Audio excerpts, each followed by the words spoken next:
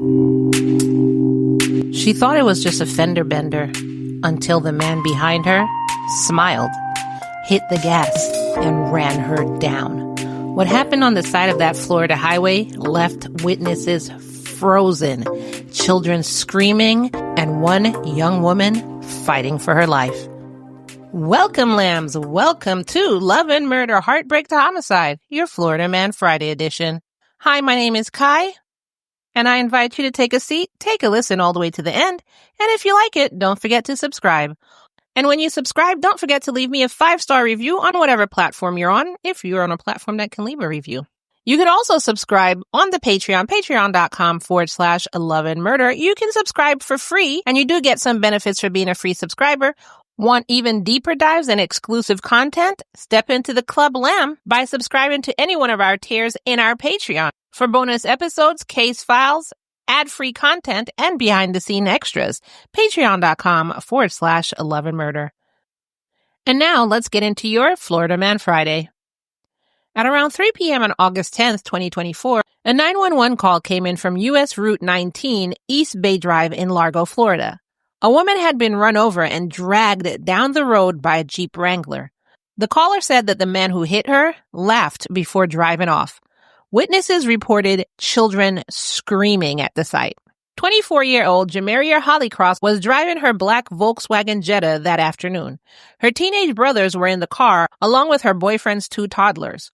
While heading southbound on US 19, a Jeep started tailgating them aggressively. That Jeep was driven by 57-year-old Boris Twillman. According to Jermeria's mother, Tammy Holycross, her daughter told her, quote, "I kept moving out of his way. He kept behind me." At some point, Jameria thought the Jeep had rear-ended her, so she pulled over to check the damage. Quote, "When he hit the car, she got out because traffic was stopped and she wanted to look at the damages. As she stepped out of the car, Boris looked at her, smiled, and then accelerated straight into her." Quote, "Well, as she looks, he proceeds to look at her, smile and laugh, and hit the gas and accelerate and run her over in front of my son and her boyfriend's 2 children. Other reports even suggested that he was, quote, maniacally cackling as he did this. He pinned her between his Jeep and her Jetta. Then, as if that wasn't crazy enough, he dragged her along the driver's side of her car. Her face hit the glass, and the young children in the car witnessed the entire terrifying ordeal. Blood spilled down her face after it slammed against the glass. Quote, "They were screaming. They were saying that baby girl just got killed." This is what Tammy said of the children in the car. Can you imagine how terrified those children were? Not even the children, her brothers, because even adults would be terrified at this. But can you imagine the torment that put the children in? This is probably going to give them a complex for the rest of their lives about driving. After he did this, Boris took off. A witness tried to chase him down but couldn't catch up. The injuries Jameria sustained were brutal. She had a broken pelvis, a broken leg so severe that the bone was protruding through her skin, multiple lacerations, facial cuts, road rash, skin burns, and even missing toenails. And there was also serious internal bleeding. She was immediately rushed to Orlando Health Bayfront Hospital for emergency surgery. Boris later called Largo Police Department to say, quote, "something happened" on US 19, but claimed he wasn't personally involved. Instead of just taking his word for it, police pulled surveillance footage from Drew Street and Keene Road, which showed Boris's car in the area at 2:51 p.m., matching the timeline of the attacks. Basically, this dude called. I guess he was trying to throw them off. I don't know why he called. Because first of all, he didn't care. It's not like he called to say, "Hey, somebody's hurt. I accidentally did something." Or even just, anonymous caller, somebody's hurt. He didn't care. I don't know what the point of the call was, to rub their face into it, to glow. I don't really know. But all he ended up doing was painting a target on his back. Officers found his Jeep at home, but Boris had left in his girlfriend's car by the time they got there. He was arrested later that day and charged with attempted first-degree murder and leaving the scene of a crash involving serious injury. Nah, I would have found something else to charge him with. Just attempted first-degree murder? Did you hear what he did to that woman?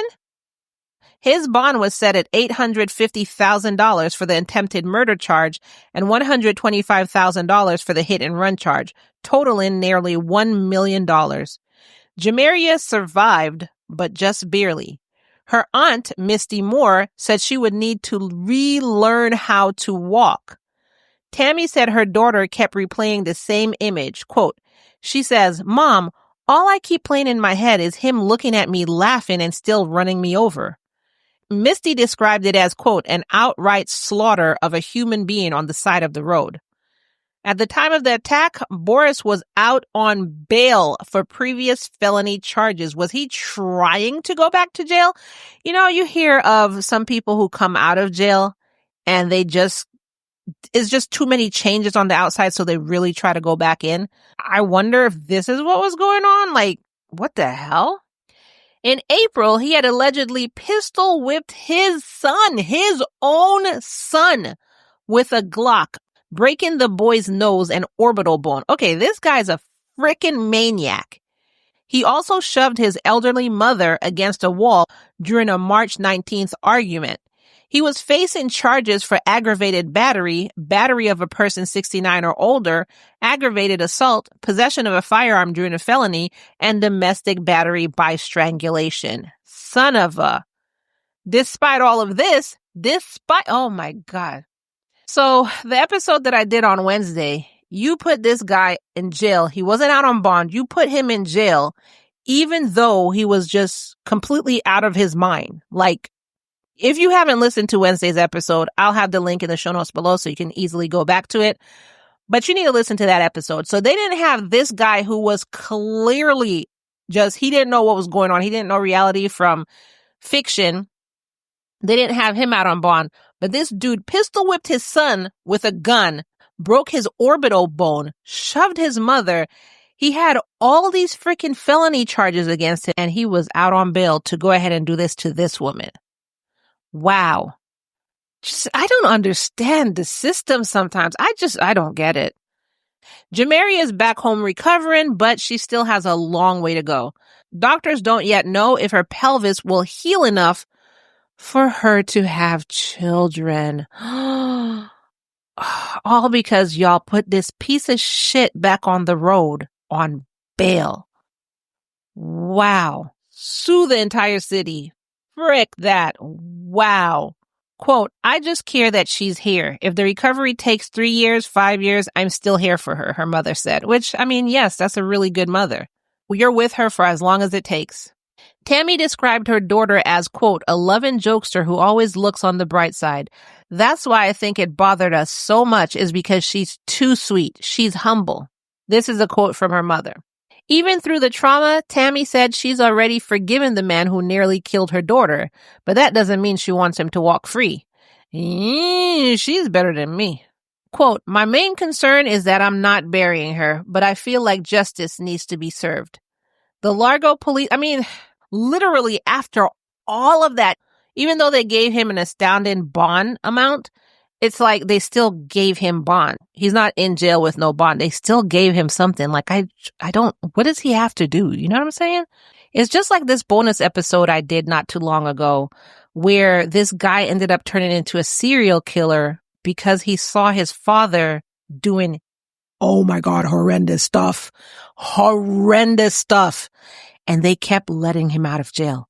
4 years for, I'm not even going to repeat it. That's why it's a bonus episode.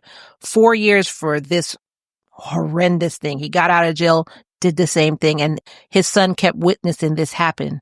So when he grew up, he became a serial killer. If you want to listen to that case, join Club Lamb, and you can go ahead and listen to this bonus, as well as the back catalog of bonuses that are there. I'm going to go ahead and put the link to that in the show notes below, because this is what it reminds me of. I don't know what it takes sometimes. The Largo Police Department condemned Boris's alleged actions, describing them as, quote, extremely dangerous and reckless. To say the least. They also said that, quote, this type of behavior cannot and will not be tolerated on the roads in the city of Largo. This incident has started discussions within the community of Largo about road rage and the need for greater awareness and safety measures on our highways. I don't think that's what it is. I mean, yeah, there are road rage incidents, but I think we need greater awareness about why people like this keep getting bail and keep getting out of jail. That's where we need to start. As for Jameria, she has returned home and is being cared for by her family. And I feel so bad for her. I really hope that her pelvis and everything heals and she's able to have kids in the future.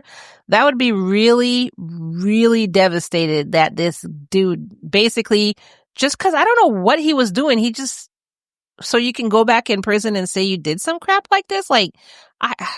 I don't even know why I'm trying to figure out why this guy's doing it. If I could figure it out, then I'm just as crazy as he is. Either way, I really hope that her pelvis heals enough. And that's very sad. And I really hope that they're getting her brothers and those little children some therapy, because they really are going to need therapy after witnessing this. I can't even imagine. Can you? Let me know your thoughts on this episode in the comments below, because this was just a crazy. I can't even. That's how much I can't even. So, speaking of comments, let's go ahead and read some of your past comments from past Florida Man Friday episodes. And before I get into the comments, don't forget, every episode that I've mentioned, the links for it are going to be in the show notes below, so you can go ahead and listen to those episodes if you haven't listened to them before, or even if you forgot about the episode and want to hear it again, the links are going to be in the show notes below, so you can easily access them. So the first comment comes from the case of LaJuan Jones, and the title for this one was Teen Murders Girlfriend's Father After Social Media Dispute. And that case, as with most of these cases, had me really heated because this guy had taken this teenager, LaJuan, into his home, and in return, this douchebag killed him. So Kay said, "Some people lack the sense of common. Thank God you have common sense. Love your show."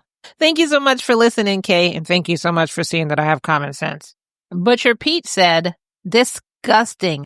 I can't imagine raising a kid that then shoots me in the face because I established rules and boundaries." Shaking my head. 100% Butcher Pete. It wasn't even anything crazy. You have to go back and listen to this episode to just hear the stupidity of this dude. Thanks for your comments. The next comment that I have is from the case of Diane Natasha Mack, where she was a DCF worker and she abused and murdered her adopted daughter. This case, as with as with all the cases I do, had me frickin' pissed. Mikhail Miller said she was lying. Look, Mikhail, y'all gotta listen to this episode, because this female dog was lying her ass off, and the horrendous crap that she put her adopted daughter through, it's unimaginable. And she was supposed to be in a profession that protects the children. How did she get this job? Look, I'm not even going to go into a whole rant on it. You want to hear my rant? Go back to that episode. Blah. But anyway, Mikhail, thank you for your comment. And the last comment I'm going to read for you was, I did an emergency episode. I wasn't even supposed to be doing an episode that day. I saw this case and I had to stop everything I was doing and come out and do this episode. It's the case of Jensen Luis Cruz Arroyo.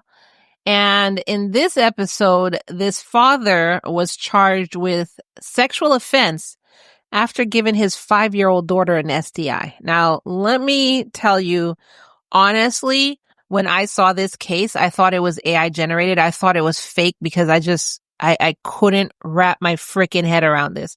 So I did research to find out if this was real, and there were arrest records and everything. I couldn't honestly believe this case was real. And I ended up stopping my day to come and do this case. It was an emergency episode because this son of a bitch's name and what he did needed to be out for everybody to hear because there was really barely any news about it. Nobody said anything about it. So I don't know why people weren't talking about it more. It's just, you needed to be warned against him. Basically, what I needed to do. So Husna said, he deserves to be shamed. I feel sorry for the child and her mother. Their suffering cannot be imagined. I agree with Husna because I can't even imagine.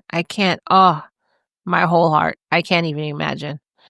But anyways, like I said at the beginning of the comments section, every episode that I've mentioned throughout the entire show, every episode that I've mentioned, the links for each case is in the show notes below, so you could easily just click on it if you haven't heard the episode, or if you forgot about the episode, or if you want to hear it again, or, and most appreciated, if you want to share it with your friends, family, and your social media following. All of the links are in the show notes below. Thank you, everyone, for your comments. Keep them coming. Leave your thoughts on today's show in the comments below. And as always, thanks for listening. Thanks for being a lamb. Thanks for everything you do for this podcast. And I will see you in the next episode. Bye.